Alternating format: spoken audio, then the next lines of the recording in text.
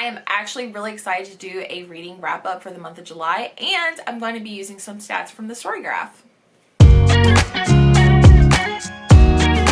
What is up, you guys? Welcome back to my channel. My name is Jessie, and today I am doing my July wrap up. So yeah, if you've been here for a while, you know I loathe reading wrap ups. Love watching them, but I hate filming them and all that. And it's just because I have to talk about books, and some of the books just weren't that good, and it's just, sometimes it becomes a lot, okay? I feel like I'm really excited to do this because I've moved everything over to the StoryGraph. And if you haven't seen that video, I'm actually wearing the same shirt from that video. I actually decided to cancel Goodreads. So I still have my profile over there. You're more welcome to go follow, but I am not active over there at all. I have moved everything over to the StoryGraph. You can go follow me over there. The link is down in the description. But I am really excited to share what I've read for the month of July. I feel like it was a good reading month. So yeah, I'm really excited to talk about all the books I read in the month of July because I felt like it was a good reading month, but also I'm really excited to share the stats. Okay, so I have my laptop here, so if you see me looking down at all, that's why. So I'll try to pop up some of the images over here on the side as well. Okay, so I think I am finally recording. So let's go ahead and go to our stats, and we'll do the month of July. So first time using this, so please bear with me. So I read 10 books in the month of July, which I feel like is pretty average. That's typically what I aim for. I would love to read more than that, but obviously can't be a winner all the time. I read a grand total of 3,629 pages, which is pretty impressive. I'll have to check back in other months and see if that's high or lower. As far as moods, definitely, which is not surprising, dark won most of all. Also mysterious, tense, emotional, reflective, funny, lighthearted, and hopeful. So with the StoryGraph, you can actually set the mood, or like say what kind of moods the books are in. So this is not, obviously this is a lot because you can actually pick more than one, but I thought that was pretty interesting. Luckily my pacing was mostly fast, so 6 out of the 10 books were fast and 4 of them were just medium pace, which can't really go wrong with that. Page numbers, most of my books were between 300 and 499, and then my books had one book over 500 pages. Interesting. I will have to figure out what book that was. And then I did read 2 books that were under 300 pages. No surprise here, all my books were fiction. I'm not a big nonfiction reader. I wish I could read nonfiction. However, I don't typically read that many nonfictions. Genres, no surprise here. Thrillers, obviously, that's going to be our big contender here. So 6 thrillers, 3 mysteries, 3 of them were considered contemporaries, 2 romances, literary, horror, crime. So obviously that doesn't equal to 10, but that, again, it kind of breaks down like how many like genres you have read. Format, I did read a little bit on my Kindle, so I'm not sure how I can edit this, but it does say it was all print, which is not true. So if you know how I can change this to like ebooks, audiobooks, and print, definitely let me know in the comments. So this is where it gets really interesting. I have 10 books that I've reviewed, and my average rating was 3.45, which I feel like is pretty good. I had 1 1-star read, 3 3-star reads, 2 3.5 stars, 2 4 stars, 1 4.5, and then 1 5-star. So I usually don't like to do half stars, but the cool thing is with the StoryGraph, you can actually do quarter and half stars. So I feel like that's awesome. So just saying, if you haven't switched to the StoryGraph, I feel like that's great. I feel like most people do lowest rated to highest rated, so I'm going to do that, but if you prefer chronological, just let me know. So unfortunately, this is probably one of my most sad and disappointed reads, and I'm not going to give you much details as to why, but for my 1-star read, it is The House Across the Lake by Riley Sager. And I'm sorry to be very vague and not have any additional information except It just wasn't it, and it pains me to give this, but I have to be true to myself. But the good news is, if you want my full in-depth thoughts about this book, you can check out Talk Bookish To Me podcast with Gwen. Me and her did a whole podcast episode about this one. It is set to release on August 8th, which is a Monday, and definitely go subscribe and follow Talk Bookish To Me because it was a great episode. But I'm going to save all my thoughts for that. So if you want more information, go check it out. I will leave the podcast link down below so you can check it out. But again, it comes out August 8th on Monday. All right, moving on from the 1-star read, let's jump into my 3-star reads. So I had 3. The first one I read, which was Survivor by J.F. Gonzalez. This one was kindly sent to my friend Teresa, who is a viewer of the channel. Thank you so much, Teresa. She sent me her copy to read, and I thought this book was really interesting. It is also really gross. This one was very interesting, and I will say it's kind of original. But this one was just very gross, very disturbing. So like, I did like how original and like also like grotesque it was. However, it was quite a lot, to be honest, and I'm very thankful that she sent me the book. But it's one of those things, it's like, I don't know what to rate it. I don't think it's a 5-star read in my opinion, but I also don't think it's anything lower than a 3-star. I feel like a 3-star rating is perfect because it's just a lot. I wouldn't recommend it if you're easily triggered by anything, because there are a lot of triggers. So make sure you go into this one knowing all your information. So that's all I'm going to say about that one. The next one I got is The Younger Wife by Sally Hempworth, and I actually just picked the physical copy up of this one not too long ago. So last year I read The Good Sister by this author, and I absolutely loved it. I believe I gave it either a 4 or 5-star. I want to say a 5-star. It was very shocking of how much it was not a thriller, but I still loved it, and that's why I probably rated so high. This one, however, was very mediocre, very average domestic thriller. Would you even call this domestic? I'm not even 100% sure. This one follows a husband who is getting ready to remarry. However, he is currently still married to his wife who can't speak for herself, and he has 2 grown daughters who are not that much younger than their new stepmom, and they don't know how they feel about this. So you're very much following the 2 daughters as well as the new wife, and it's very interesting because the very open scene is their wedding. And something happens, you don't know much details, so you do get a little bit of flashbacks of that. So this one was just okay. It was not something I would absolutely rave about, and I think if you are a fan of Sally Hempworth, then I think you should read it. However, it was just okay. I wouldn't shout it from the rooftops. The next one I want to talk about is one that's going to be very controversial because I know a lot of people loved this book. I picked this one up because I was very excited. I actually did a reading sprint over on my channel, and I had y'all vote for it by doing like emojis in the chat and stuff like that, and this one won. So I did end up picking it up, and I gave it 3 stars, and it is The Love Hypothesis by Ali Hazelwood. I can understand why people love this book, especially if you're a big romance reader. I completely understand.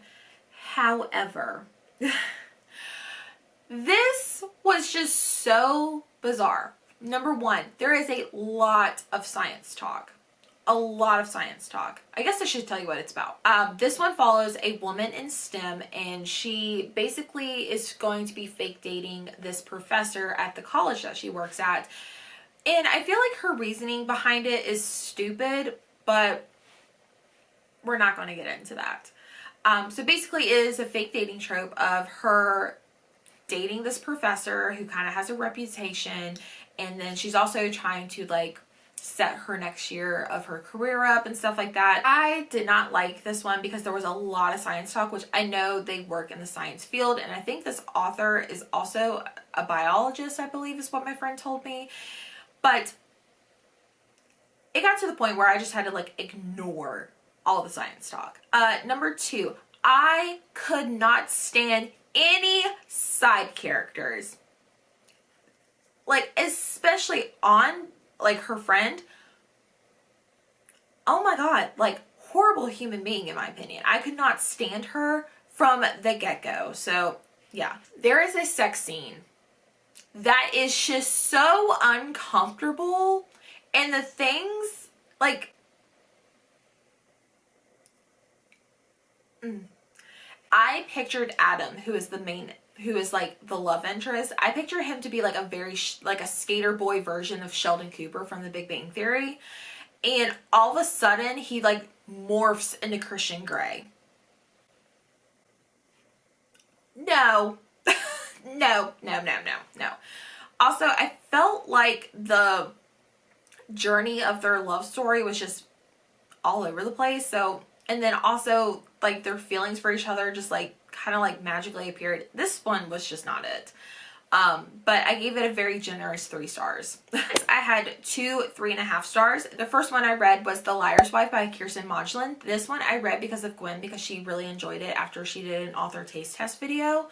And I would say this one was kind of a disappointment for me, just because it just didn't have that, I don't know, there was just something missing about it. And I think it's also because I compare a lot of Kirsten Modglin books to the Arrangement series. And I know that's unfair of me, but this one was just very weird. This one was just, if you're looking for a very fast-paced, like bingeable book, I would definitely pick this one up.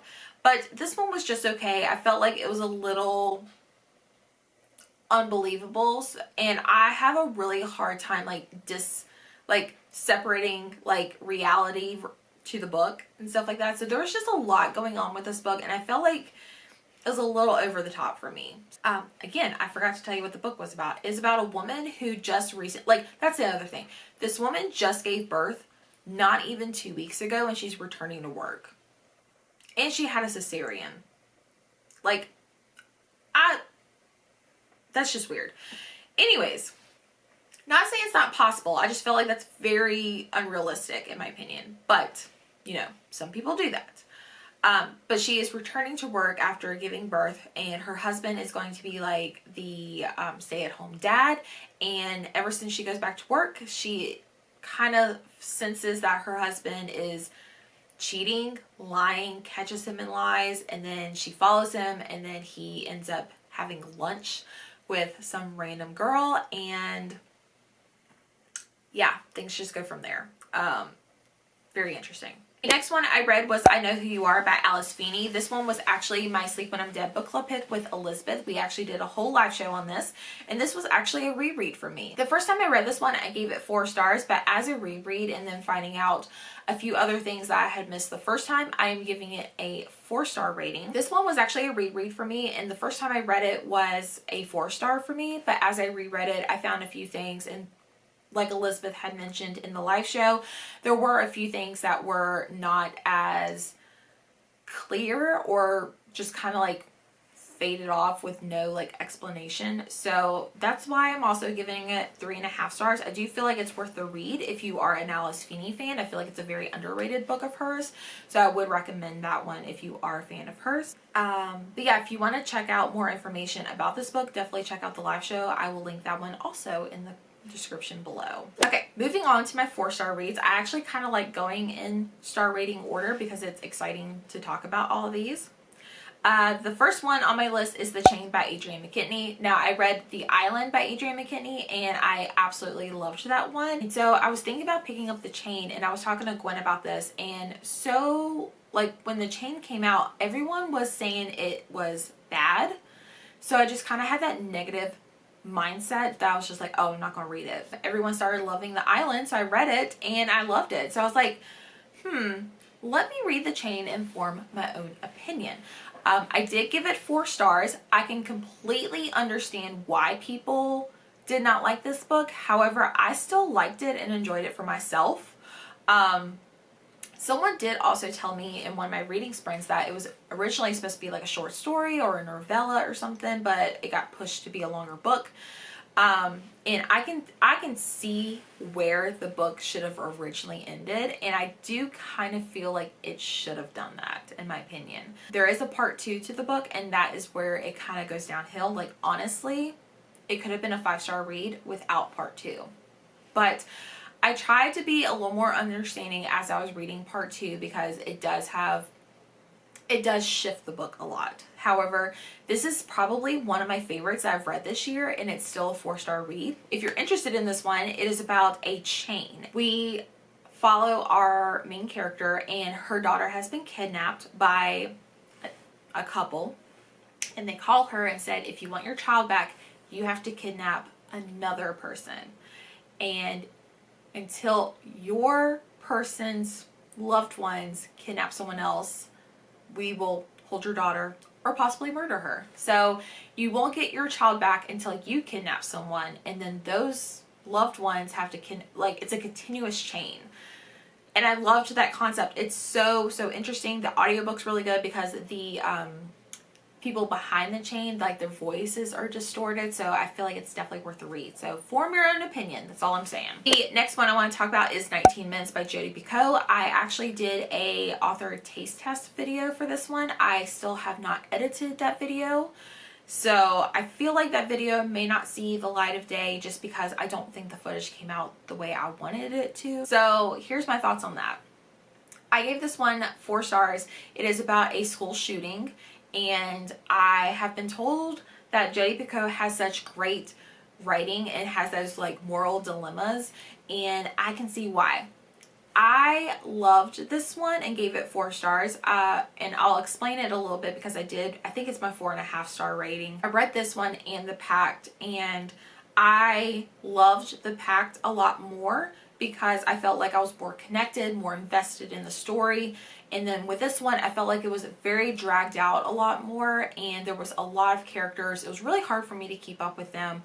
However, the last half of the book was very, like, a lot of moving parts, a lot of reveals of what was actually going on. It's just, it's interesting how this one, and it's scary.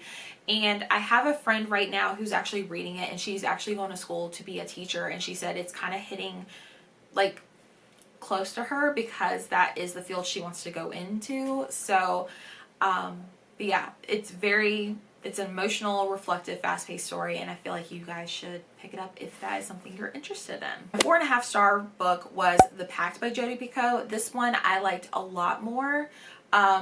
It wasn't quite a 5-star read for me, but I did enjoy it a lot. I feel like 4.5 stars was actually an appropriate book. This one follows 2 families. You have the Harts and the Golds, and they both have children around the same time, and their children, which is a boy and a girl, they end up, like, becoming, like, really good friends as kids, and you watch them grow up to, like, teenagers, and then they start growing feelings for each other. Then they're dating, and one night both parents get a call that something has happened to their children. They rush in the hospital. Emily, who is the daughter, is dead, and Chris, who is the son, was injured. And so the whole story, you're trying to figure out what happened. The son is saying that it was supposed to be a double suicide. However, evidence and everything leading up to it kind of looks like it was a murder. So the whole time you were kind of trying to figure out, is it suicide? Is it murder? And, like, I literally felt like my brain was going back and forth the whole time, and I really enjoyed this one. And I feel like if you are interested in Jodi Picoult and you're kind of looking for, like, an emotional story, I feel like this one's perfect. And lastly, my 5-star rated book, and I'm going to go ahead and let you guys know this is my favorite book that I've read so far this year. It is Part of Your World by Abby Jimenez. I did a whole reading vlog on it, so you can check that up in the cards or down in the description.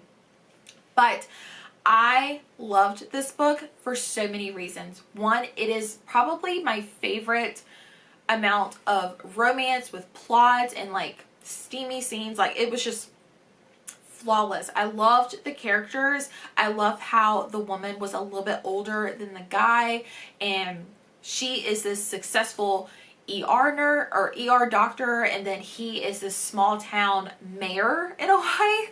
But he also has, like, his home, which is like a bed and breakfast, and then he has, like, this hobby that he's working on, and their worlds just don't seem to, you know, collide in the best way. But the woman's story of, like, what she's going through and trying to, like, protect herself from, like, this book was just so good. I highly recommend it. If you have not picked this one up, you should, because I laughed, I cried. Like, this book is still to this day my favorite book I've read this year, and I feel like everyone should read this book now. Alright guys, that is all 10 books I read for the month of July. Again, I felt like it was a great reading month, and I'm super excited to see how August goes. Let me know in the comments if any of these books kind of shocked you, or if you're interested in any of these. And another reminder, make sure you check out the podcast episode that I'm on for Talk Bookish To Me podcast with Gwen on August 8th for The House Across the Lake. And yeah, make sure you give this video a big thumbs up. It does support my channel, and make sure you subscribe, and I will check you guys out in the next one. Bye.